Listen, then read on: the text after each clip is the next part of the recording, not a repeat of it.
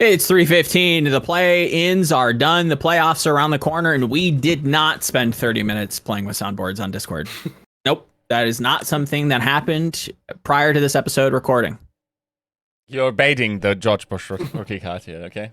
I know everybody's itching. I'm testing your willpower. This is There's more gonna be the people who are not in Discord are just not gonna know this reference. So hey, join. What is it? Discord. Do you even have the Discord.me link? Somewhere. Discord anywhere? Okay, so someone recently said that it didn't work, the link anymore. I gotta figure out the Discord.me link again. Oh yeah, it's literally right there on the sidebar. Okay. If you want to join the Discord still, I think in the last week's episode's YouTube comment I posted a link, and then there you can join. But I'll also set up the Discord.me at some point again. Well, we'll figure out the links, and I'll make sure to get that out on socials too, because it's the happening place to be if you want to be a absolute degenerate, especially for playoffs. Maybe talk about Overwatch sometimes, or just get baited into arguments that nobody really is there to have. But yes, hello, 3:15. Welcome. Toronto is dead. So is Vancouver. There will be no Canadian representation in the Canadian Grand Finals. Thumbs up. Europe revenge. True. London coming out with a heater, surprising. Was that surprising anybody? I feel like that was kind of expected. No, I think at the start it was like pretty unexpected. I think like everybody was like, okay, like they're gonna run Reinhardt. It's gonna be like it'll catch a couple of teams off guard, right? That was definitely something that I think was expected. I didn't expect them to continuously be like as good as they were throughout the entirety of the bracket, right? I think that's the biggest thing to me is like how the composition to me is like something that I really enjoy watching a team who's just like very good at a composition. Obviously, back when like Chengdu was doing their thing, it was like very clear how good they were at that specific thing, and how well it catered to like the entirety of their hero pools for like the players. But like this was just like, I think it was surprising that they got as far as they did with that composition, and no one figured them out. Boston, like maybe you can argue like kind of was able to win, but I think that 3-1 is pretty not really indicative of how the series went. It was actually like a lot closer than I think that 3-1 indicates. But yeah, I think that was a team that a lot of credit goes to them for being able to pull off that composition as continuously and as consistently as they were throughout the entirety of the play-in. I'd say so. It's good. The London's kind of late stage success catch off guard. Maybe a little bit. I thought like Toronto probably was the slight favorite here. Really? Okay. I mean, Toronto all year are just like really good in scrims and then never get that horsepower on the street. And it's unfortunate to some degree, because not because of the outcome, but because you want teams to play their best that they are capable of, also in front of the audience, right? So little unfortunate there, but yeah, generally I think like the selection we got of the teams is actually really solid. I'm not sure if you would try to get anyone else in other than maybe you cut one APAC team and insert one NA team, but even there, I'm not convinced that Toronto is necessarily better, I don't know, than the Infernal. I think we actually got the 8 best teams over the year, and probably also coming into this meta.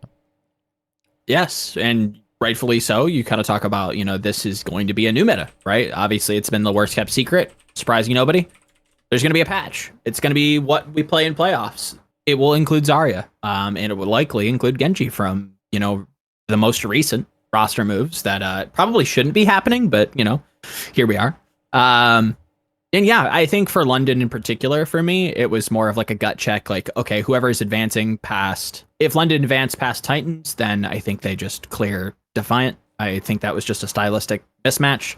And we can get into the X's and O's of that and why I was a little bit disappointed with Toronto's ending of their season. But yeah, London, Ryan all the way, Christopher, defending coach of the year, back in the playoffs, 2 years straight. Playoff appearances with probably a shoestring budget. Credit to him. You can't really do much better than that. I think this is a W season for them, 100%. It's also like, I think they have a shot. I mean, depending on like what the if they can I think if like the thing is about the new meta is that like I don't know if it'll be figured out by it's obviously I think a lot of the teams have like compared to like last year where we had playoffs like 5 days after the patch, there are a lot of teams who have been like scrimming, I imagine, on like what the next patch is. Yes. And if that's what's going to be there in playoffs, then like they've had a lot of time. They've probably not had any time against what London is going to run. Is what I imagine is going to happen. Like I don't think that there are teams that are going to be playing Rhine to the caliber or to the like why would you practice against like Rhine comps when you know that there's just one team that's going to run it? Right? It was the same thing. Like it was the same thing with Chengdu, where it's like it's so hard. So they could very easily like find a way to get to top 4 if if this composition that they're running just manages to beat out whatever, if it's like Zarya or Junker Queen or something like that. It's very possible that London kind of can make some sort of dark horse Cinderella run. I don't think that it's out of the realm of possibility because there hasn't been I mean, besides Boston, where it was like, I think there was a little bit of like, you know, hands diff some of the time, but like there are some teams in their group that I'm like, okay, maybe there's a chance that like London just on any given, you know, day finds a way to win that series because of the Reinhardt play and like this composition that they're running. As much as we want to say, and this will be a very large talking point when we get into the actual like London-Toronto head-to-head like review of that game, as much as we can say that any team on like any given Sunday like puncher's chance, London's backline, God bless, sometimes we just find ways to lose. Landon, Mr. Baptiste himself, looking at you, solo pushing and solo ulting. Midtown, yeah, that was the really Midtown was a little egregious, guys. So I'm not gonna lie, that one was a little griefing in my ranked games. But before we get into that, I do have some people to thank. Those being our patron producers and people who support the show monetarily. If you can't support the show monetarily, leave a like, subscribe, comment, download the podcast. That helps algorithmically. It all is, interactions are good. So if you can spare some, that'd be great. But 315 is brought to you by Battle Crab, Refined Bean, Bronzebot, Buhau, Picasso, Lolshin, Porkchop, Sammy, Rex, Zane, Volamel, and Sugar High, and our YouTube members, Blave, Bliss, IMDRW, Brother, Adam L, Ice Gel, Fire Element 6, and AK. We're there already. We might as well talk about it. London, Toronto, final game of the sort of regular season, the play-ins, if you will. A clash of styles, being the Reinhardt TP heavy, sim play versus the only team left in North America running Bapalari. Super fun, exciting matchup. Kenobi, kind of walk me through what you feel like happened. I think with the Toronto and with the London matchup, I mean, I think that to me the biggest thing that I was like worried about was like when I saw Hydron play Bastion as much as he did, right? And it's not to say that like Hydron's probably bad at Bastion, right? I think the problem to me was that like it felt very handshaky, where it's like I think that they were like really, really heavily focused on like we need something to break shield, and we need like to find like some way to be able to do that because potentially Sojourn, Soldier, things like that just don't get the job done in time. And Bastion, it's very easy to just kind of just hit your left shift and then just instant kill a shield or something like that. But it was a pretty heavily outmatched Bastion differential here. I think Sparker just a lot of the times I think was whenever it was like a Bastion v Bastion matchup, it was I think Sparker getting a lot of the value, which isn't like necessarily the fault on Hydron because Sparker's behind a shield a lot of the time. It's not like he just has that ability to just sit there and not have to worry about anything, which to me again like is kind of worrying. When I was like, okay, but like if you're gonna handshake Bastion like this, you're not gonna win the matchup. You straight up just don't have that ability to if you're not playing Rhine yourself. Like, right? Because the shield is there.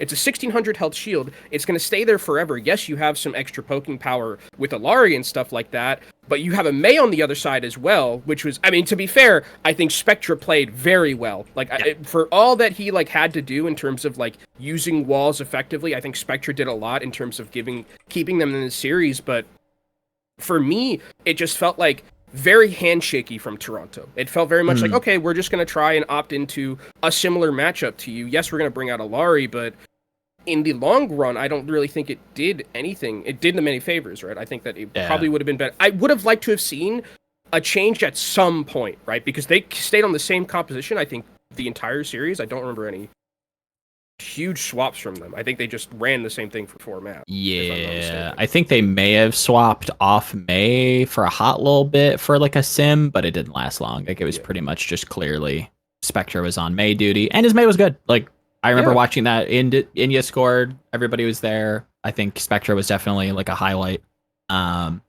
where there just wasn't much life outside of London, kind of just flubbing a couple things, and kind of giving them Midtown a map type that I we talked about last show with Custa, and it wasn't, I don't like this map for them. I think it's a pretty clear like weakness, but it's also like a very clear game plan for them. Like it is like it is what it is. In a way it is what it is, because like it makes sense for why they would want to pick it, but they're also just like not they also could have won. I mean, they could have won that map, but London very easily could have 3-0'd the series. I think if it wasn't for, I think, 2 literally like game-winning walls from Spectra, I think it's just a complete win for like London 3-0's the series. Very easily. I mean, not to completely step on anybody's toes, but I think like that last fight where London just kind of like is on the high ground, the gold box of victory is in the car wash on B, and they just kind of stand there and wait forever. Yeah. I was calling for a TP shatter. I felt like that was what the play call was, and then they just kind of got poked out and burnt too much resources and kind of like got into like a really scrappy fight. But I think it could have been easily a 3-0 in a couple different universes. In much the same way, I was hoping I would see an adaptation out of Toronto, because everything leading up to this, I was like, you guys play too slow. You just stand around and shoot, and that's going to work against some teams, but it's not going to work against, like, this is a stylistic matchup that you have to adapt to. Like, you are on the back foot coming into this. You got to show me something. Bastion was not what I was expecting at the very least. Yiska, any thoughts there? Okay. I did some interviews this week, and I'm going to employ the strategy that I give you one sneak peek from every interview, and one I just got done earlier is with Backbone. Okay. And he talked about, Toronto was the team that gave them the most issues in preparation to play-ins. That's surprising. Mm-hmm. He thinks that Toronto was too confident in picking Esperanza into them, because like in the scrim block, they actually performed very well against London, but London just didn't play well. So they probably picked that into them very confidently, and London just played their usual level and therefore had a pretty easy time, given that. They were actually pretty flabbergasted that they picked that into them, just given the comp disparities. So from that angle, it was actually quite interesting to see. Of course, I also asked, is Toronto actually a bigger threat to you than Titans?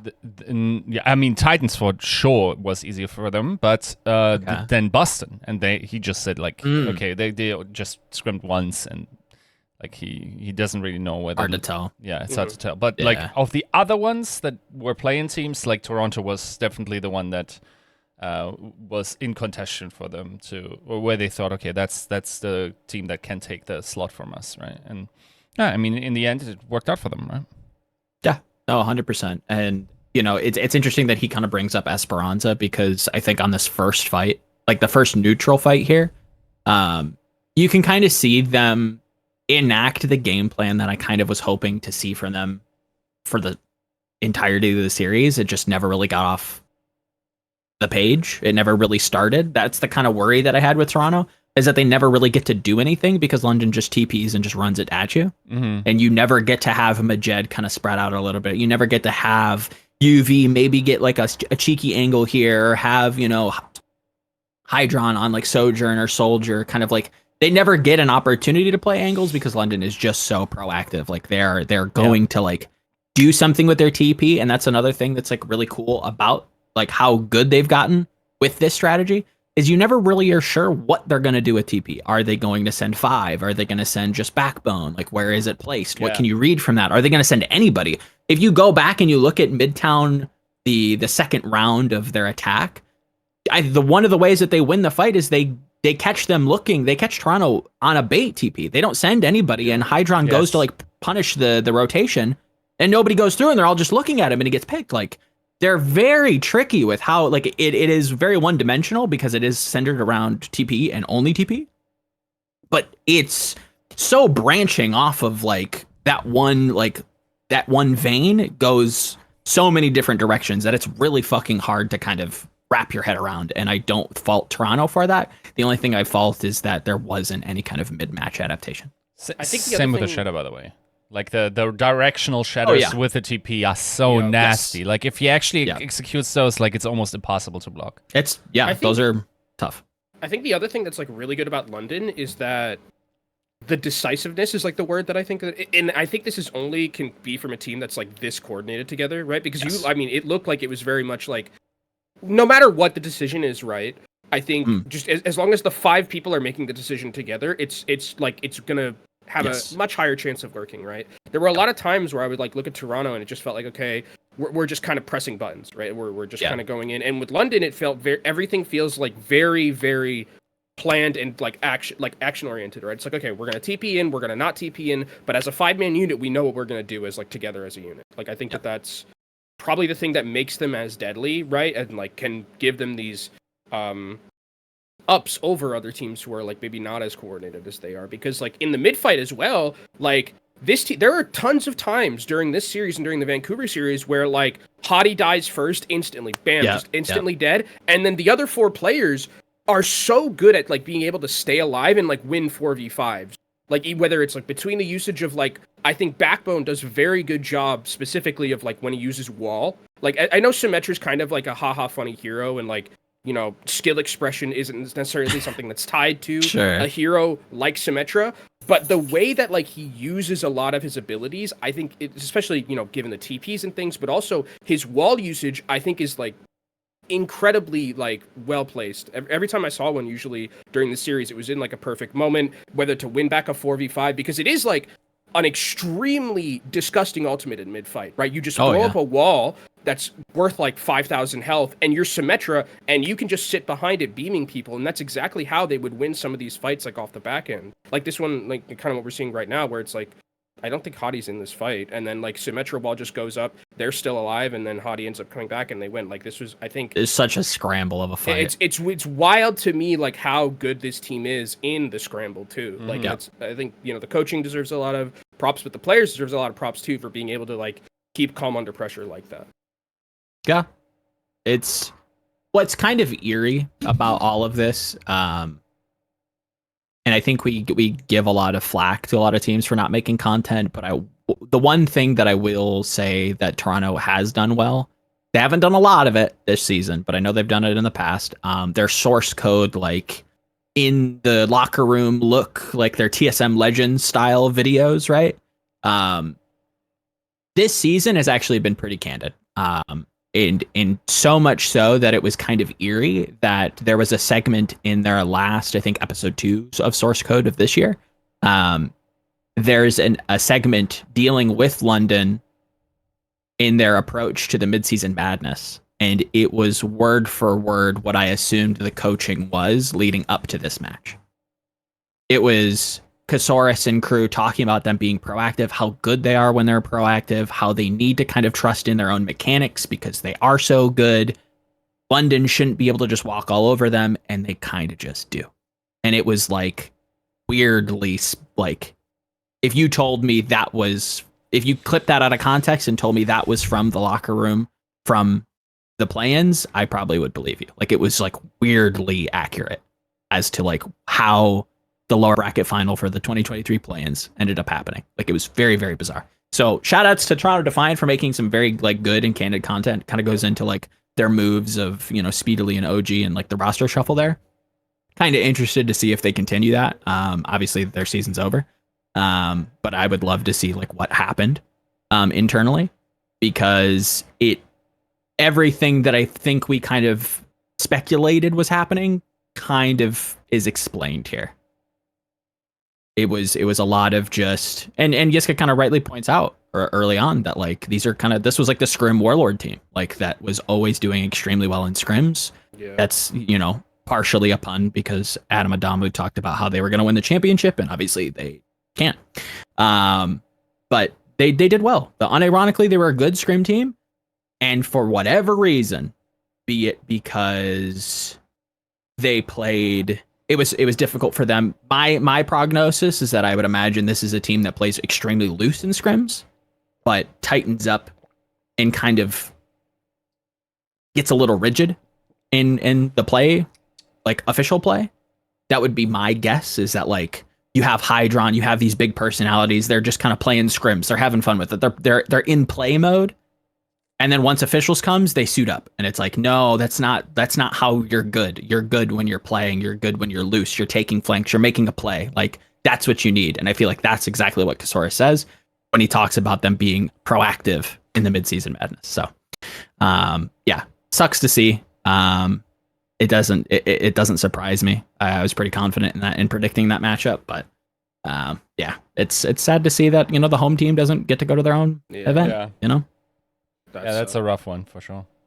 I also, in some ways, I kind of wish they would just like in a world, and this is like very cynical. I kind of hope that I kind of wish that the league was a little rigged, so that like we could get like a fully sold out like Toronto home crowd, and we get the boos and we get the cheers. Like you've got at least they that were going really good for us last year too. Like the Toronto fans were really good last year when I went to the Summer Showdown.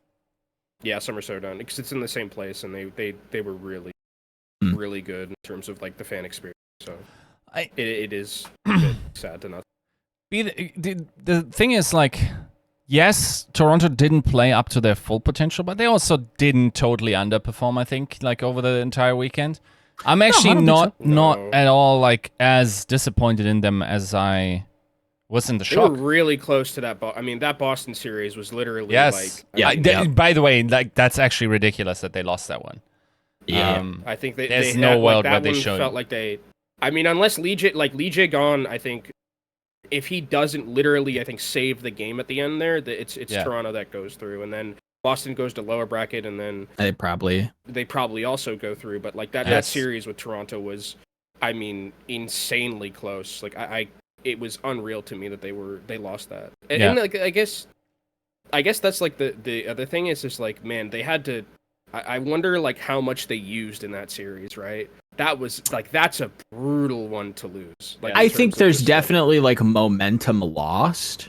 Yeah. When you kind of lose in such a close matchup, and I mean, maybe I'm looking too deep into things, but that you're gonna probably fare off against, a team that stylistically is going to like kind of have your number, where it's like Boston by rights isn't as explosive. Just their composition is not going to explode on you. So you're stand around and shoot comp with incredible shooters like Hydron, like Spectra, like Surmajed.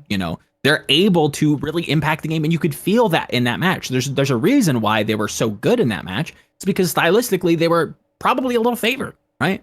But when you're playing against this TP Rhine bullshit, like you're just gonna get run on, and you never get a chance to like play any angles. It's just 5 men in your face most of the time. And it sucks. Yeah, I was really hoping to see something out of Toronto, because I really liked both London and Toronto. I wasn't necessarily super like sad if either one made through. Bro, they would have been so good in the if the next meta was like Junker Queen, Spectra on Genji, like that. Yeah, I think they could have competed for sure. That team would have been pretty good, I think, in the meta. But I don't know, how good, but like they would have been able to field it. They would have piloted it well. They would have. That's for sure. I mean, if we were talking about how, if this is a meta where it's like the Genji is the carry, Spectra would have been very good. I think that would have been something that really would have helped. For sure. But they're not. So they're not. Unlucky. We do have Boston and London advancing. They're not the only team advancing out of the play-ins from the East. There has been a name drawn from the hat. I mean, honestly, it was only 2 teams really trying to compete. Everybody else basically kind of phoned it in. Looking at you, Guangzhou Charge. Comes down to the Dallas Fuel and the Seoul Dynasty. Dallas taking things. How are they going to do it again, man? How are they going to lotto another meta that just... That's it bonkers to me. At least this one makes a lot of sense as to like, oh, if Dallas actually defends, this makes perfect sense. Last meta, it was like, well, Edison's like kind of good, and well, we'll see him on Genji sometimes. And then they come out and they just like go gangbusters, right? This one is like, okay, this is obviously a real threat to like everybody who's attending playoffs because you get Hanbin Zarya, you get Sparkle Genji, you get Edison back on Sojourn. Bliss's Lucio has been fantastic since the kid's been 15. Like, this is you could not make a better meta for this team, it feels like. Yeah, I don't think. I think the one outlier that a lot of people talk about is MCD. I don't like, and for someone who hasn't watched like APAC like too much, I watched like a lot of the play-ins, but like MCD doesn't seem as like heavy as an anchor as people, I think, make him out to believe. I don't think he's gonna really be so much of a problem that like it supersedes four of probably the best players on their role, like in Overwatch League, right? Like I mean, Sojourn for Edison is probably going to be a little bit more of a tricky kind of ask for him to keep pace with a lot of the other Sojourns, but he did last year. I mean, he kept. This is true. He just needs to keep pace, right? Because I think a lot of this will come down to Sparkle and Hanbin. Like, if it is going to be a Genji meta, it's going to be Sparkle, doing his thing. Arguably, I think you can make, like, top 5 probably Genji all time. I think I think you can make an argument for that. He's definitely up there. If you don't want to put him in the top 5, he's definitely, like, a very, very talented Genji player. And then Hanbin is starting to probably get towards being one of the best off-tank, off-tank doesn't really exist as a role anymore.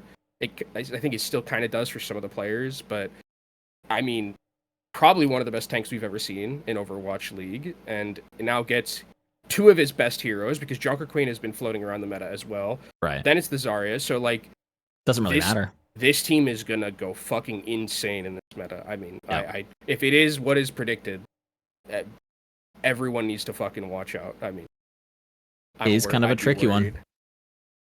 Yiska, any thoughts on Dallas advancing? I mean, yes, it's like very scary, but I would also think there's nothing that could have been worse for this team than them facing the one APAC team they can scrim against in round 1.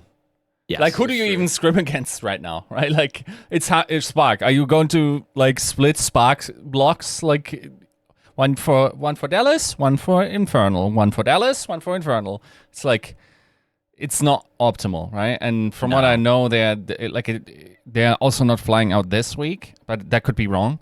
The scrim situation is not ideal. There's another couple of shenanigans where what's interesting is apparently the PPA access is bound to the seed that you've been assigned by the draft. So there's some challenges there. It's going to be hard for this team to prepare for this meta. I'm sure like there's some benefit to, contenders teams in Korea still being fairly active and admittedly also not too far away from the overall level. That said, I think they're on the patch, no? On the patch, but the problem is like O2 is out, right? Like they're taking a break. Yeah. And then like who's there that realistically Poker face. there's like, it's just not the quality of like scrimming the top 3 teams that already have practiced this meta for this longest time, right? It's just like a downgrade, which is already comes on top of the perceived deficit that APAC has had over the NA region. So while I agree that on paper all of this works in favor for Dallas, I think the environment is still not amazing for them. Still an uphill. There's definitely some challenges. Yeah. And I mean, obviously, harder group, like group B, group 2, however you want to look at it. Like that's gonna be a bloodbath to get out of, because none of those teams are slouches. Maybe Infernal is probably maybe the write-off one, and I don't even know if I want to write them off. I mean, they're gonna play, so. Yeah, of course they're gonna play, but it's like if we're gonna tier list, the groups, it's like, okay. No, Group B is the group of death for sure. Yeah, I don't think it's particularly. Somebody's got to be the worst in the group, and it's likely Infernal. Gotta be. I mean, the fact that we're gonna have a group of Seoul, Dallas, Houston, and Mayhem, and there are 2 teams that potentially don't get through out of those. That's I mean, it's pretty. I mean, and it very easily could be like Houston just not making it. If Dallas is going to be as good as they are, one of those 2 NA teams is not going to make it to the top 4. Yeah, I'm gonna be honest. Like, if I'm now thinking about this even more, like these APAC teams are so boned because they're coming in to NA. Then you look at the feasible scrim opponents that they could scrim, right? They're not getting the top scrims, so Atlanta is probably out. Maybe even Boston is out. Have fun scrimming against what Gunba called the bracket terrorists, London, that are not giving you adequate practice for what you're going to face. Scrim some of the collegiate teams. Scrim one of the fishermen, one of the 5 fishermen teams that they have. Is 5 teams? They have a lot of teams. Jesus. Or like Maryville, I guess. Northwood. You know. That's probably what you're going to be getting. Shoutouts Northwood. Shoutouts Rutgers, another team that you could scrim. Yeah, I mean, that would be... It's going to be an uphill battle for sure. Yes. But keep in mind, like, we think of these metas and whatnot as too rigid, probably, because, like, when realistically has there been the last time a hard meta was actually played on all maps and there was no variety, like, at all? I think, like, especially in Overwatch 2, we've been pretty good about, like, having some variety, and I think there the creativity of Dallas can shine, right? You know, Mayhem's gonna do some silly stuff. Inferno will likely do some silly stuff. You know, Mag Hammond, bro, bring it out. I mean, that's like, you want to poo-poo APAC. You know, everybody wants to shit on APAC, but it's like, bro, Infernal is like the most Western team in APAC. Like, if you look at Spark, like, they don't they're gonna do the same fucking thing every map. It doesn't matter. Well, they're like the standard team. Yeah, if I see Gusha come out on Zarya, I think it's cooked. Like, I don't have faith in the team, even given the fact that like everybody else on that team gets their like best hero like significantly. I'm not, unless Shy again. I mean, we saw last year Shy showed Shy on Sojourn just, I think, literally will his team to victories a lot of the time. And if it wasn't for one fucking sleep dart that wasn't aimed at him, by the way, that Spark go a lot farther in I think Mayhem. What was Mid-season it? Mid-season Madness. Yeah, he did do a little bit of a get down, Mr. President, and get in front of a bullet that was not intended for him. The one thing I will say about kind of predicting how this meta will look, especially when it pertains to Edison, that was something you kind of brought up, Kenobi. Last year, we did have a gigantic scientist running at people's faces and creating a lot of space. This year, if we think about it and we're thinking about it the right way, we don't really have the same sustained presence, let's call it, that a Winston gives you. We have a tiny little cyborg twink ninja who gets double bubbled and kind of runs at you, and that's got to be enough to kind of present you enough angles to like just clap kids. Yeah, it's either that or you're Shy, Merit, Lip, and you're just gonna run it down somebody's throat like Marshawn Lynch, and you're just gonna be like, you're gonna have to deal with me sometime. You know what I mean? I agree, but also last year we had Jotes, which Edison was also in, and that is not a meta where you had a giant monkey running at you. That was, I mean, he wasn't, I think, as good in Jotes. That was very much, I think, Sparkle Hanbin. But again, it was more to me. Wasn't bad. It's just you need to. I don't need Edison to be Shy, right? Edison does not need to be Shy on this team. If the meta is going to be like this heavily, like, you know, if you are going with the theory that it is going to be Sojourn, Genji, Zarya, Junker Queen, and then Lucio Bap, Edison doesn't need to really play like off the walls. There are going to be teams who are going to have, you know, their Sojourn player pop the fuck off, I think. But when you have Sparkle and Hanbin, I think you can, as long as you just aren't like actively griefing your team, I think you can be pretty fine. And that's what Edison's going to do. I mean, it's what he did pretty much the second back half of the season, right? The last year on Fuel. Yep. 100%. You know, he wasn't the proper, the Shy, you know, if we really look at, God bless, we can't see the stats anymore, but, you know, statistically speaking, you know, from my memory, it wasn't like he leapt off the page. It was more of just like a team performance just being better, and that kind of, you know, the tide raises the boats together, and whatever kind of kitschy proverb you're gonna throw out there. But yeah, that's the only thing that I'm kind of slightly worried about for Dallas is like, okay, if there's gonna be a style of Sojourn, can Edison kind of adapt to that? Because if he needs to be more proactive and kind of playmaking, is that something that he's going to be comfortable doing? Or at least be like good at, because now we're getting to like, you know, the top of the top where it's like, okay, are you gonna match up with Lipwell? Are you gonna match up with Shywell? Like, are those things that you are ready to like deal with? Because now we don't have Fearless running it down on proper, popping, you know, Primal Rage and just juggling him around and just getting in his face, right? We'll see. Any concerns for you in Dallas, Yiska? Other than, you know, the pre-established stuff. I'm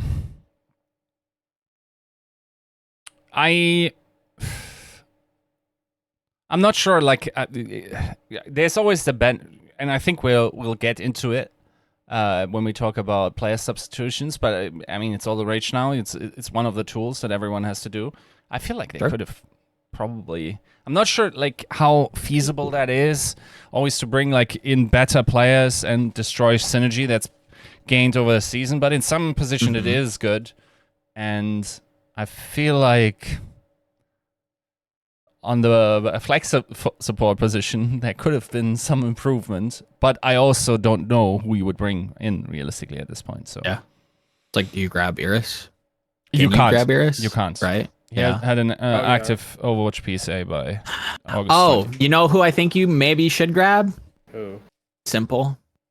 True.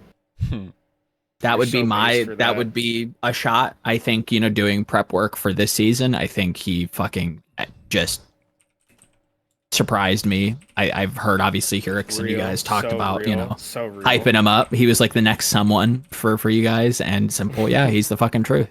Him and Iris, I feel like you can turn off nameplates and you're like, yeah, no, these are maybe like Overwatch League players, and one of them is right and the other one just never got a shot and might not get a shot, weirdly enough. So yeah, MCD, not a bad player, but you know, now we're getting to some excellent players, and we'll see. And I agree, Kenobi, I don't think it'll weigh them down too much. But speaking of a team that did kind of get a little weighed down by other supports, God bless Soul Dynasty, Chef's Kiss, rest quietly, sweet princess. For Belosorea, man. I mean, yeah, unreal. I think he's the one person on Orisa where I was like, this dude's carrying from this position. Like, which is crazy to say, because that's just fucking like not fun to watch at all. Really? Usually. Oh, I feel like most Orisas are just bad, and watching a good one is like so refreshing. Yeah, I mean, I think, but that's most tanks. Dynamic is the word I would use for Belosorea. I wish I had stats left, but like, the amount of like spears he hit, right, was like just high. Like, it wasn't just like, oh, he's just throwing them out. These are like high value ones too. Like, the dude was fucking insane, and like a very big part of why Soul was able to be so good. Was Belosorea, but yeah, the backline did not do them a favor. No, and that's the kind of one that's a little like inexcusable for me. Just too many missed lamps, and some of these are a credit to Bliss. These are Bliss like booping Bastion during wheels outside of the lamp range, them getting the picks off of that. Like that is a proactive play that you have to give to Bliss, not necessarily shame Dynasty. But there are a couple, especially on Control, that's like, oh, if the lamp was just like a half second earlier, or if, you know, Belosorea, you know, we have audio listeners, you don't get to have the beautiful, wonderful producing that Erkey is giving us. God bless. There's a moment here on Soul Dynasty's defense. I think their first fight on point A defense, where Belosorea unironically just sends it into the TP and just it's burnt. He just gets cooked and takes the absolute longest way possible to get back to his team. It forces out their own lamp and they lose because of it. You know what I mean? So it's like, yes. And I think he improved over the season for me. Belosorea, that is. But like, there is still that playmaker inside of him that is very much like the Dynasty lived by Belosorea, and they certainly died by it. Like, that's the first fabulous fighter coming out. 100%. And if you look no further than literally their opening game versus the Infernal, like some of the worst Overwatch I think we saw all season, that wasn't just from like a bottom 2 team, especially in NA. Vegas, I'm looking at you. You know, that was a toilet bowl that was not expected to be a toilet bowl. They've just kind of pooped back and forth forever until Belosorea just came out on Doomfist and like just slapped him up a little bit. So it's like the kid is like mechanically gifted. That is undeniable. And we saw that last year with him on Wrecking Ball, like a wonderful addition to Philly, right? Am I remembering that right? Belosorea was Philly's ball player. Yes. Okay. Yeah, I thought that he was Wait. fantastic. Was it Philly? Yeah. Yeah. Yeah. I know. You're right. Time's weird. You're right. So it's Dynasty had everything kind of going for them. It was just like a couple of mistakes too many.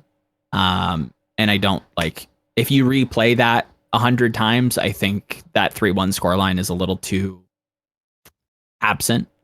I didn't really particularly care for the looks that Dallas were showing me. There were some that I was like, okay, that's really good. They feel comfortable.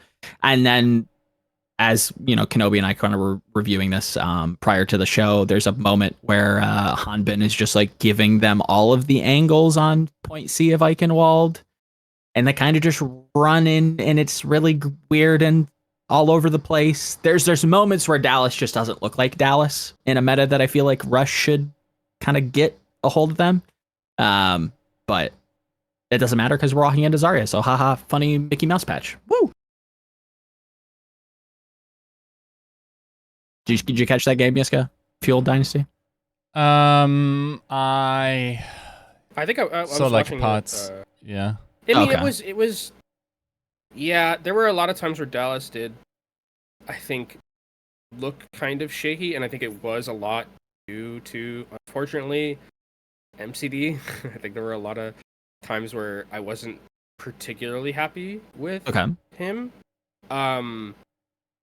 In general, though, I think that like this is going to be a completely different team that we see because of the fact that like I think the meta is going to be completely shifted, and like we're not going to see Sigma. I very much highly doubt we're going to see Bastion after the changes that we've seen. Yeah. Probably not. So, you know. It shouldn't.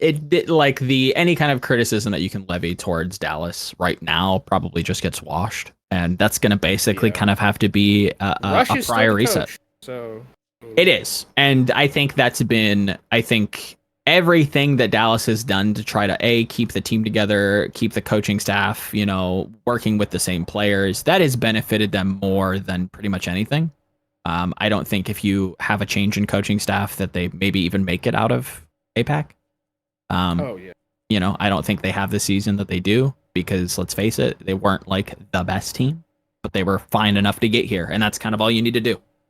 You don't need to be fantastic. You just have to get to playoffs, and then you just get tested on you just get pop quizzed, and that's the gamble you take in this esport. You just need to get to playoffs, and they got there, and that's all you can ask for a team. For the defending champions, you got to the dance. And look, you're probably going to be rewarded for it. Yeah. So, credit to him. Love that we get to see at least a defense. Sad that we don't get to see Toronto. Sad that Titans unfortunately were eliminated. A lot of those NA play-in games very close. Justice took a lot of teams close. Like this was Vancouver took London close. What a disappointment by Shock, by the way. Yeah. Yeah, I mean. Yeah, that doesn't shock me. I hate. Shock was just so sad watching that team just capitulate. During that London series. Oh, I think they came in capitulated. Like, No, I don't know. They were gonna win that series. I think genuinely. I think really? After map 1 and during like Midtown, like they were playing pretty well, and they were very like not significantly, but I think that there was like a pretty. Like, they were not playing as bad as they did throughout the rest of the tournament. The second that, like, second C9 happens on Midtown, just completely shatters the team. Like, I don't know what happened. I mean, obviously, what happened was they had a very egregious C9. But the team, like, wasn't playing bad, I think. And I don't know, Joe, did you watch or... I did not catch that game, no.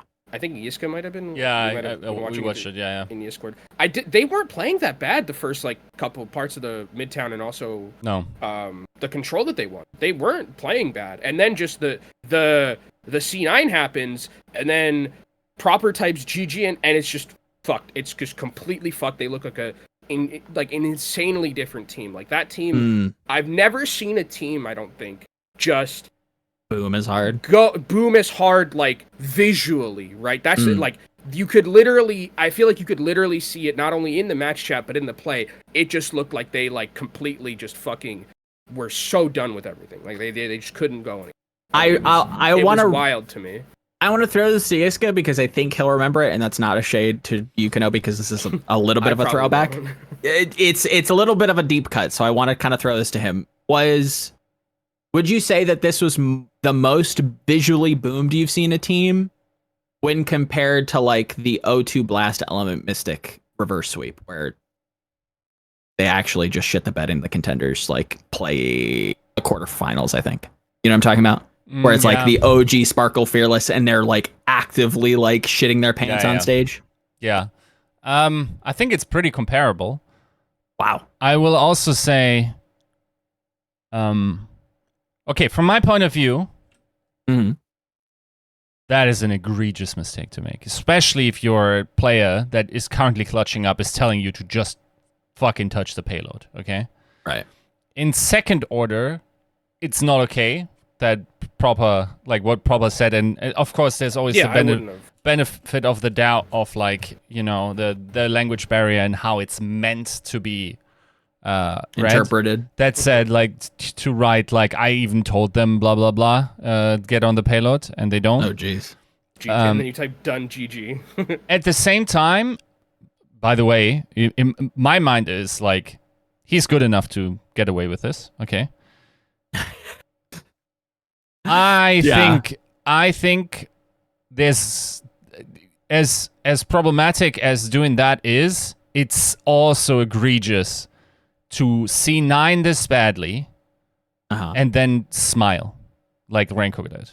I think like all of that is just that's probably his coping mechanism, but this is not what I want from competitors. Like the attitude, and maybe it's like not like a haha, but more like a oops, you know, as someone who is like who I have a very bad habit of smiling when I'm very nervous, right? Mm-hmm. Like if I gone to sometimes like if I like, you know, I've been to a funeral a couple. I'll just like it's really bad like publicly, but it's just like I don't know. I get what super to do. Nervous. I don't know what to do.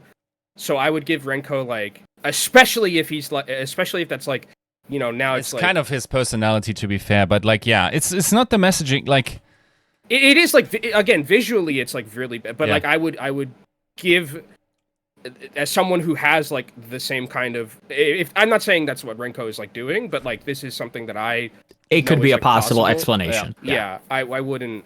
It doesn't definitely look good, but yeah, that's just, you know. And it's also something I, as a teammate, would get pissed off by. Sure. I think definitely it's like, you know, why are you smiling? We just lost or anyway.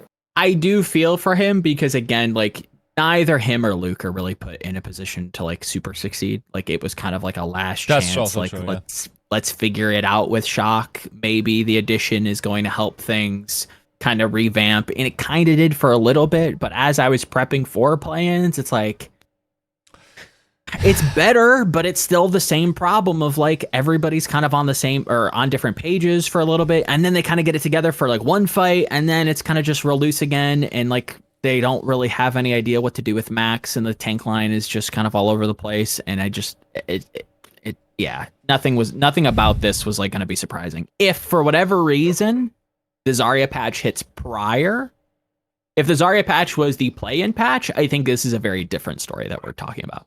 I think Shock look much different because you can give Proper the ball. You know what I mean? Like you can just give one of the, if not the best player in the game, the ball, and just let him cook. And that will be more impactful than just like watching him wheels and go GG. You know? And he was trying. Like he was really hard carrying for a couple of I mean, it's just that team was just, I felt like from the get. Yeah. The whole Max Junbin thing, I'll never kind of understand. And like I understood it to an extent at like the start of the season, like in Pro-Am when they were like still looking pretty weird. Sure, you're in Korea, you're on ping, maybe the first couple games, it's a little rough. Like, you're not feeling great. And like even at the beginning of the season, I was like, okay, maybe they're just trying to find something here. Sure. But as it did go, I think, right? Yeah, as it went forward, I was just like, you gotta pick one, right? There's no way. Because I remember very specifically, he sang in an interview, or Finn, it might have been, in an interview doing Pro-Am was like, oh yeah, we like, Junbin's the best at Hammond, Max is the best at Zarya, and they're both equally good at everything else. So we kind of just switch it up because they were asked about it. And to me, that's not a good answer. Like, it's like, I think you need to find like some sort of consistency. And if you're just like throwing in players in like maybe different maps, but like even then I'm just like, it still doesn't optically look like it makes any sense to do. Right? And it historically it never has. Yeah. Think back no further than like the Houston, like, what was it, Rappel and Raucus like meme where it was like, their styles are gonna be, and like Dream, if there's no shot you're listening to this, hope you're doing well. That never fucking made sense to me. And I know that like you and Harsha probably tried to figure it out, and there probably was logic there. I just didn't make sense. It never really kind of lined up. It felt like a little bit of overcoaching, if anything. And it feels like that was kind of what happened with the Shaka as well, where it's like you're trying to play optimally, but Max was on support again, by the way, Joe. Yeah, I heard. I saw the starting lineup, and I'm like, okay. They didn't play Renko the second.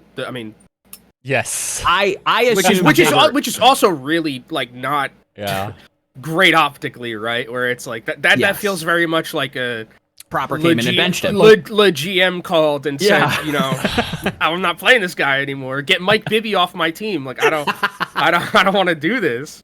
The thing that I cannot get over in this entire situation, seeing how that played out, is what if Vega was allowed to be signed? Sure, yeah.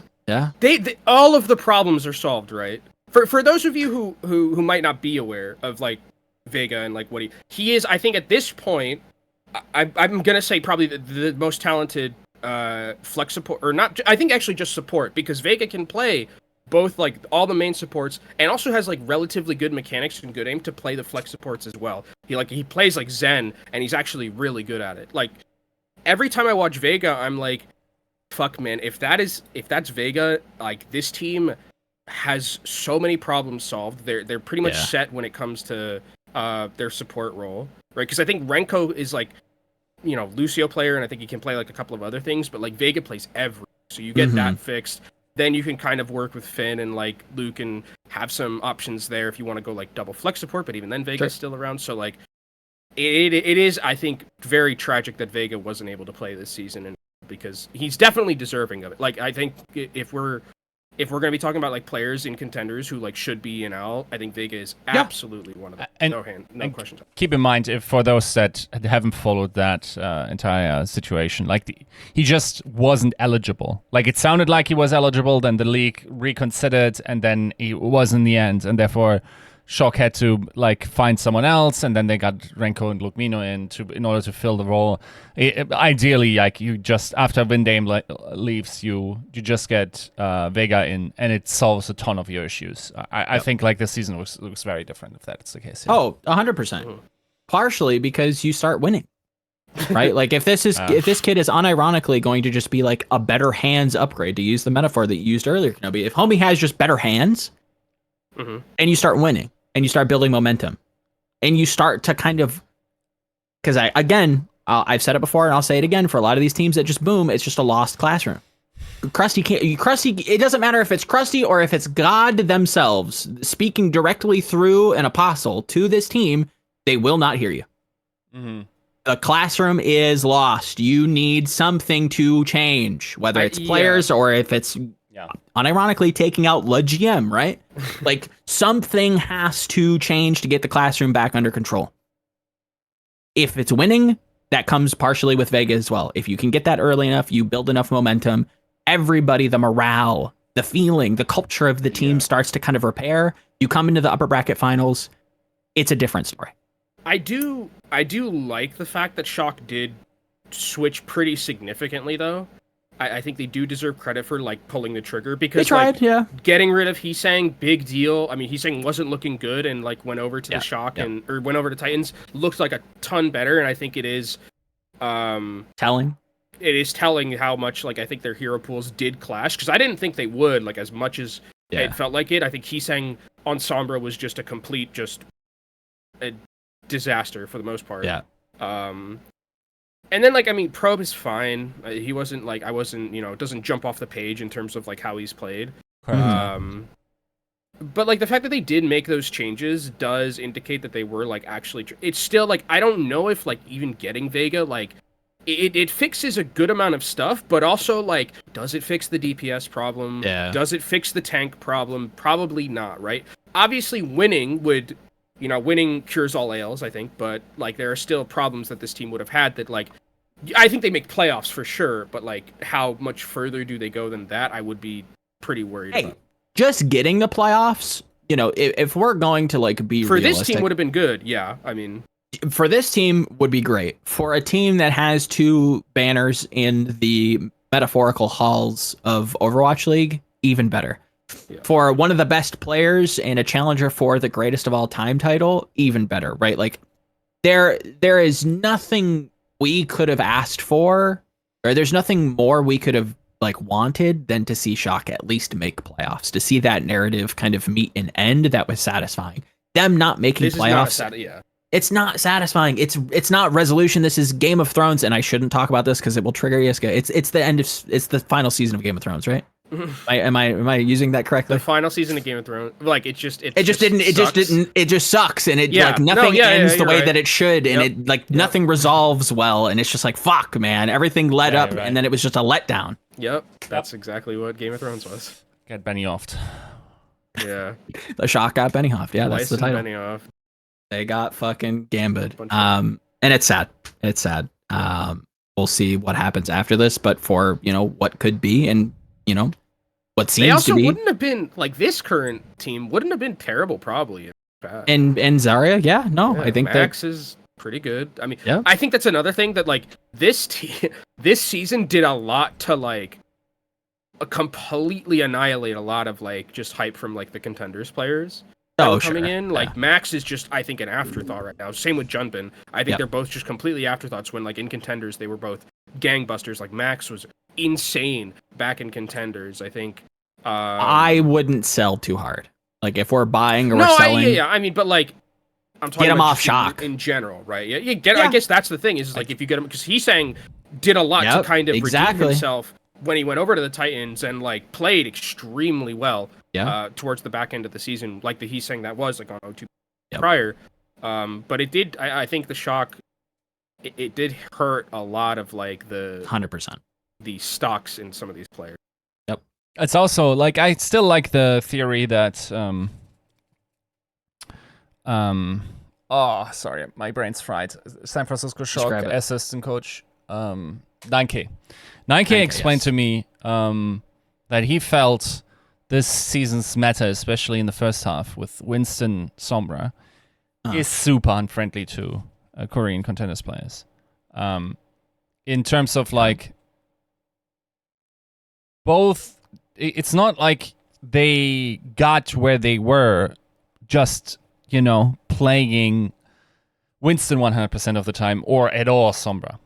Mm-hmm. Sure. And what we learned is it is almost impossible to catch up to the best Winstons in the world within a means of, like, months, right? Like, you probably need a good year in order to have any chance to catch up. And then, when was the last time there was a Sombra meta before this, right? Like, especially it's been quite forever. So, like, this really didn't help rookies. And if you have a hero as experience dependent, and we didn't just see it from contenders players that they had trouble adapting, but also a lot of tank players, or, like, you look at Dante, like, top tier performer on all the other tanks that aren't Winston. Winston rewards experience. If you have a season where, like, 3/4 of the season are being played on Winston, even if you bring it back to the other tank heroes after the fact, like, confidence is a thing, and you're already, like, your brain is already, like, too tilted to catch up and, like, reestablish that hierarchy. It has done something to your psyche, especially if you were one of those contenders players that has never taken an L in their career, right? Yeah, big wake-up call. So, like, this is true for Toronto Defiant, this is true for the San Francisco Shock, right? And I think that had a lot to do with how this season went. Of course, external factors and like there's just a ton of volatility. I will also say like there is just an interesting pattern in the Overwatch League where the champion qualifies for playoffs every single time afterwards, right? But the runner-up actually has a problem the year after. The only runner-up that ever qualified for the playoffs again is the Atlanta Reign. After season 4, they got into season 5 playoffs. Oh, it's true. So this I was wondering about London, but yeah, good. Yeah. They slid in through play-ins. They barely slid in. Yeah. Yeah. I remember that. So like all of this is like the Overwatch League is at the mid, or Overwatch esports is always at the whims of confidence, of meta, and you can overcome these, but it's an uphill battle, right? It's about like amassing the right talent. There are many ways to win, but there are a ton of ways to lose as well. And even the best in the game don't always have the right answers to every single meta, right? And I think that's something that we saw with a shock this year, where I, by the way, stay Hayden, but Proper is still a top 3, top 5 player in the world. Probably. Yeah. And while his... But Yiska, they didn't make playoffs. Yiska, they didn't make playoffs, Yiska. Yeah, but like that guy almost did it by himself as well. Like Proper actually played insane against London. Yeah. So but you also have to say, part of being a great player is also being a great teammate. And I think like a great teammate has the ability to turn this around. And this is, for instance, a quality that someone, from all I've heard from Gamba and whatnot, is great in. He's not just like, he's like the perfect player on intangibles area as well, right? So you have to improve your game just everywhere, right, in order to be a top competitor. And the psychological aspect of it will forever be very important in esports. It's momentum-based, it's confidence-based, especially FPS titles. And you're so easily in a rut where, like, if 3 games go differently, the difference between you finishing first and finishing 8th is absolutely within that variance, right? Not because like the difference is 3 wins, but the difference of losing 3 unfortunate games in a row makes you lose 8 unfortunate games in a row. Okay. So I think we also saw this expressed clearly with the Vegas Eternal with a rebuild. First 2 weeks, they actually looked really good in terms of like a first. But as soon as that negativity creeps in, like that level drops, and then it's that one map shambles. 5 they lost, I think. To Boston. Yeah. So yeah, a lot of some mentality, a lot of some momentum, and I think that's where London once again excelled. They had to find themselves, but their ability to bring it back and like sort of like succeed as a cohesive team unit is undeniably one of the strengths of this team. 100%. Like, even like for listeners and viewers, I want you to think of like your own friend group and like when adversity affects like your game friends. Like, think of all the friends that you play games with. What's the like the number one thing? Like, start putting people into boxes for a second, and that's not necessarily nice to do, but like, let's be real for a second. People tend to shut down.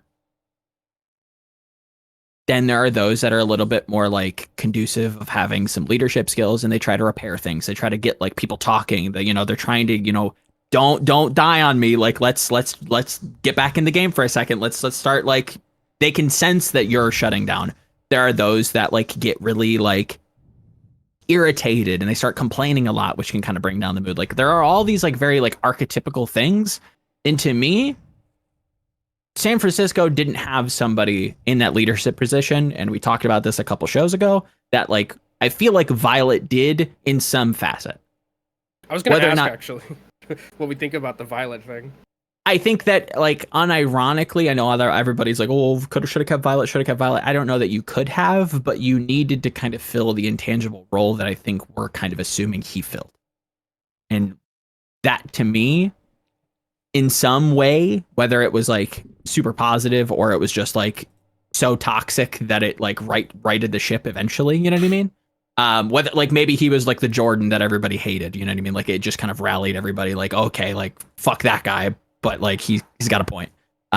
Like there's ways of doing it that like Shock just didn't have, and it felt like that just helped to kind of get away from him. And I agree, Yiska, like there's so much that goes into like losing confidence and losing momentum, and like yes, the metas definitely didn't help them. But I think London is like a easy example to kind of show that, like, again, we're an esport that doesn't play a lot on LAN either, and it's like now we're going to like playoffs will be on LAN. There almost isn't a more beneficial attribute that I'd want on my team in an esport that is so chaotic than somebody, or then somebody like someone, or somebody like some of the people on London that can repair things. They're always talking. They're always trying to communicate. They're not the best players in the world. I don't even think they would tell you. I don't think Backbone's going to like boldface tell me that he can be, you know, shoulder to shoulder with Proper. You know what I mean? This isn't like a Prawley and Faker situation. They know where they're at, but they find other ways to win. They can kind of succeed in other avenues. They're not just going to like boom in a game. They'll figure it out. And I feel like that is also going to help them when it comes to like getting into playoffs. I feel like people are going to write them off, and I want to echo Kenobi's point. And it's something that I've written about and will be on GG Recon. I unironically think London Spitfire will be a top 4 team in playoffs. Unironically, I think there is just so much going for them that like the percentage for me is just far too high not to just want to bet on it. Like there's so much going. Like there's no pressure. They're walking into a meta that's not figured out. I think historically we've seen Reinhardt, usually, I'm glossing over a lot, but like just like archetypically play well into Zarya comps to a degree.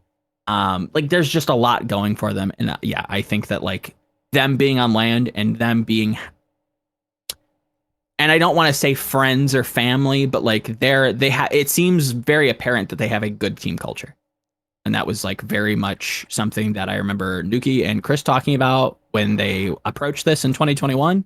And it's, I think, paid off in extremely well for them. And I think that's going to continue to like reap dividends, especially and the high pressure situation like a LAN. You know, you've got the crowd affecting you. You've got like real emotions kind of like just being bombarded on stage. Like it's a different environment. We've heard this time and time again in this esport and outside of it. Like LANs are different, and I don't expect London to kind of buckle. You know? Yeah. Unless they play the Mayhem and then get reverse swept. I mean, that's certainly possible. Luckily, they won't have to do that in groups. But before, and we won't get into the playoff bracket just yet. We're going to be saving that for next show, which we'll see who shows up. I believe Kenobi will probably be there, but we'll see how schedules align. One thing I do want to get to before we close out things is obviously the roster window never closed. The window's open. The squirrels are in. And apparently a Genji just flew in. Who Are You is now a member of the Florida Mayhem. Good God Almighty, could anything not go correct for them this season? I think Florida is... How do you mess this up? Like, No, it's intended. Like, I think, like, we're... Like, yes, there are mess-ups, but this is intended, clearly, right? It's been known for a while. I'm more speaking of, like... You can't like ask for a better situation for the Mayhem. Like you can't like fuck this up. Like, I mean, you can't write this shit. They didn't even like, they're getting rid of like someone who I thought would be probably pretty good. Like Checkmate. Yeah, probably is a decent Genji. Is probably pretty good at Genji. I mean, to be fair, you're trading him in for. I'm gonna fucking just say top 3 Genji all time. I don't even. Yeah, no, I think I don't hate that. It's not. I don't think it's really close either. I think it's like Hawksall and then like Who Are You and Architect. Then some shoutouts. I think there's some people the real ones there, remember. Like Who Are You is him, bro, on Genji. It's just, it's insane. I mean, last year even with Shanghai and how, I mean, during Jotes, I mean, yeah, a lot of people will say it was like a very much towards like the tank was important. The Sojourn was also very important, which is true, but like you still gotta perform. And Who Are You performed yet last year extremely well during that meta, on a meta where Genji was very important. And this seems like it's going to be, I mean, with this signing, I would be shocked if we're not seeing Genji a lot in very high priority. That you don't sign someone like this unless they're playing Genji or Doom, but Doom isn't relevant as like a DPS anymore. It's a tank. So this screams to me there's a Genji meta that's happening. Mayhem want one of the best Genjis to ever touch the keyboards in this game. So I like this team is going to be insanely good during this meta. If they weren't already, now it's going to be even better when you bring someone like Who Are You to the table. Yep. Yeah, wholeheartedly agree. Yeah, no, good pickup. Certainly going to be interesting. Yeah, it's a little funny that this is allowed. I think in a season like this, you might as well. Yeah. But yeah, I mean, competitive integrity is lol, right? Like, also just like from a perspective of like player earning power and whatnot, this is super cheap, right? To hire someone last minute. Yep. But yeah, I mean, we're here. What can we do? I mean, I think I hear the jadedness there, but it's also like I want the best playoffs possible. And if that means that the window stays open and you just get better players and you just ship them over and we just get a better final because of it, I don't hate that. I mean, it'd be if Who Are You does come and play like, you know, Who Are You is on Genji, no other team was willing to pick him up, I guess, and he was on a contenders team. Technically, like, I mean, he wasn't an out. I mean, he was last year now, but he's not anymore, so... Yep. It's not on a technical, because Yiska, I think you kind of like sniffed around the rules for a little bit and kind of were very specific in like an Overwatch League franchise contract. It didn't matter if he was playing on a contenders team in the Overwatch League, as APAC kind of introduced those teams, but it was because he was not on a league franchise contract. From just like an entertainment point of view, it's not the worst thing that we're getting one of the best Genjis ever to be at a tournament where Genji's going to be pretty important. I'll do you one better. I think it does something to someone's legacy, not someone the player. I know that that's very confusing to me, so I'm sorry. But when you look at the story of Who Are You, homie never really got another chance at like in the big games, right? Like, yes, he's an Overwatch League champion. He has a ring. He didn't play. He was a bench warmer. You know what I mean? The last time that he was in a big final, he got benched. No, last year. He didn't play. No, he played during the Jotes meta. Was that last year? I'm talking about like a championship game. I mean, technically mid-season. I mean, okay, you mean like Owl Championship? Yeah, like, I mean like major final. I mean, he was. I mean, if we count the tournaments from last year as like major tournaments, then like he was in that. I suppose. Jotes was what? It was a Summer Showdown. Was Jotes? I'd have to go back and look. But he definitely was in that final. They played Seoul in that final, and they won like pretty handed. If it's not international, then I kind of okay. Don't care. Then it was not an international tournament. Okay, yeah, that's where I'm like, like it matters. Of course it does, and I think it matters for like a lot of the contender stuff that he's done, and he's been extremely successful there. But like when we're looking back to like how he came up alongside Lunatic High, he was going to be this prodigal player, and like got benched for fucking Guido at the last in the 23rd hour, and they win because of it. And like he never really got a chance to like write that. You know what I mean? Like when you think of like boxing or MMA or even maybe even football, like you never get to like write that loss and go, yeah, we fucking sucked it up versus that team, but we're gonna get it back later on. You know what I mean? Like Who Are You really never got a chance to get it back. And this is like for the last final, and let's be real, like it might just be the last playoffs, that might be the last final, to advance from the most difficult group on a loophole on an extremely good team that probably shouldn't be as good as they are, like just coming from like, you know, tier power rankings from the preseason. Like, no, I don't think anybody was just jamming Mayhem in top 1. And like right now you could easily say that, right? Like I think there would be nothing more like it would be such a nice story for him and his legacy. I think that would be just super, super dope to see. When we talk about like Shock not necessarily resolving the narrative, I feel like who are you getting to the finals and like bringing Florida a title after how shit that franchise has been, but also like writing his legacy, I think would be fucking like I couldn't ask for a better final. You know what I mean? Like that would be really cool. Obviously, that's a leap of logic, and like they actually have to get to the final in the first place. But the possibility of that being a narrative we can kind of see play out for the playoffs is super exciting. And hopefully that's something that the desk and the content team ramps up. But I'm not gonna hold my breath personally. That would be another flat circle, by the way. Like off time. Would be crazy. Like Shanghai Dragons like became detritus. Phoenix from the ashes back to detritus, and then like Who Are You wins the final in 2023, just like 2016. Like that would on Genji carrying. Okay. Of like you can't ask for a better way to like right the wrong. And by the way, he's already there, and Ganba had some interesting things to say about Who Are You as a personality as well. And yeah, like I think this is huge for the Mayhem. Yeah, I think it is. I think people are stating it correctly, but I don't think they realize just how good this kid is. Yeah. I mean, let's be honest. He almost willed O2 to the playoffs. Yeah, it was really good.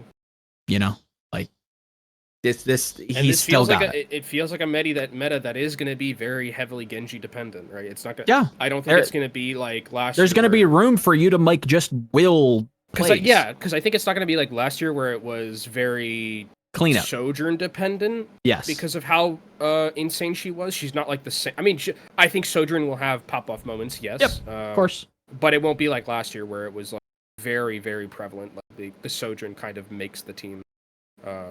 Whenever she was like kind of relevant. 100%. And let's just assume that she is. Let's assume that you can be a playmaker there. Let's count the playmakers on the Florida Mayhem right now, right?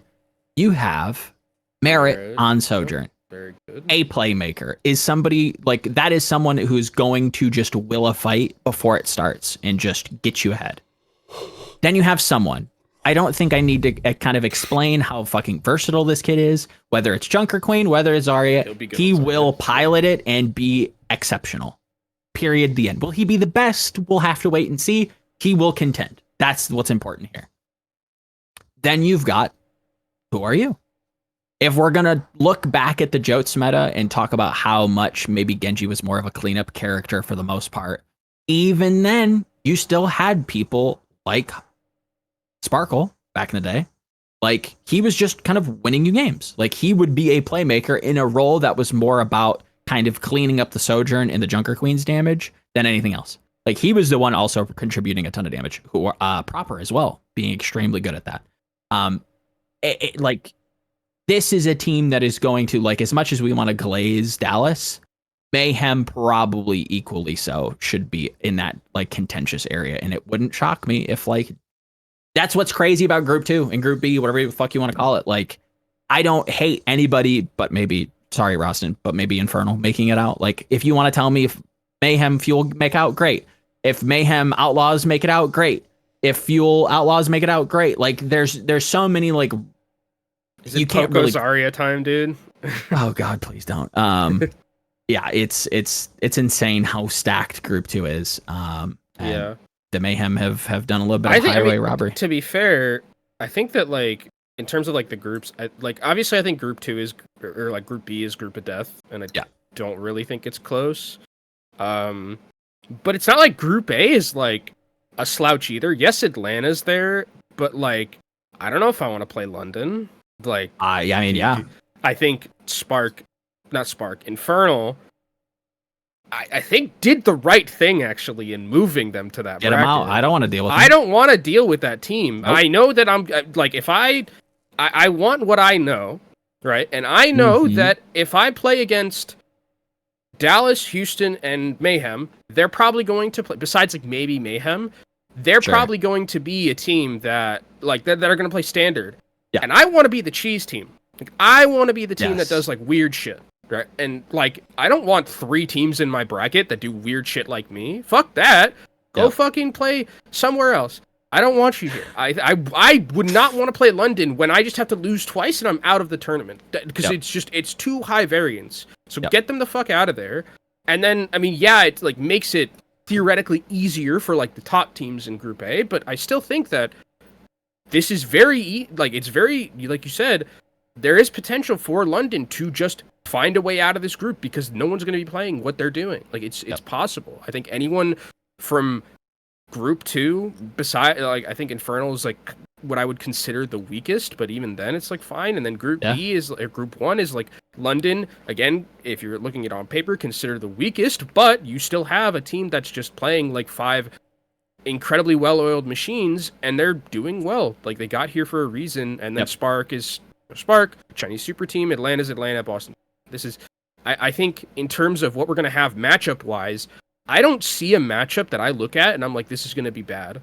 Yeah. Every matchup I see in this bracket looks like fun, at least at the start.